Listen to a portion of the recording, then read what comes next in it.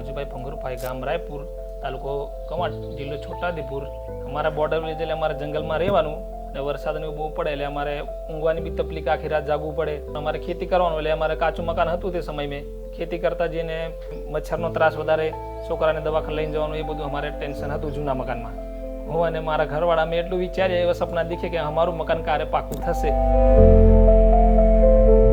એક દિવસે તલાટી સાહેબ અને સરપંચ સાહેબને મળ્યો ત્યારે એમને મને આ બોર્ડર વિલેજ આવાસ યોજના વિશે મને સમજાવ્યું. એ લોકોએ મને જે રીતે સમજાવ્યું ને કાગળ મેં આપી દીધા અને મારું એ પછી મારું આ બોર્ડર વિલેજ યોજનાનું સહાય મારે આ લોન પાસ થઈ.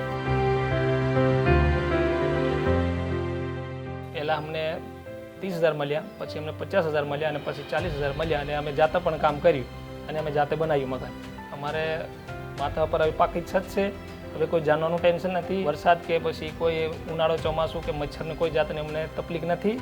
હવે અમારે દવાખાનો ખર્ચ ઓછો થઈ ગયો છે. અમારે પહેલાં છોકરા બીમાર પડતા હતા, એવા બીમાર નહીં પડતા. ખેતરે જાય તો બી ટેન્શન નહીં. હવે છોકરા સ્કૂલે જાય તો બી ટેન્શન નહીં. સરકાર દ્વારા અમને મળી છે આવાસ, એટલે અમે ખુશ છે. હવે લાઇટ બી વ્યવસ્થિત આવે છે અને ગેસની સહાય મળી, ઉજ્જવલા યોજના, એનો અમે ઉપયોગ કરીએ છીએ અને હવે અમે ખુશ છે.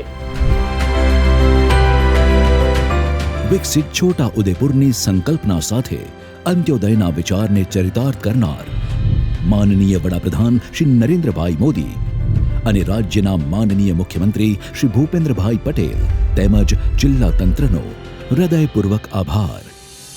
વિકસિત ભારત, વિકસિત ગુજરાત.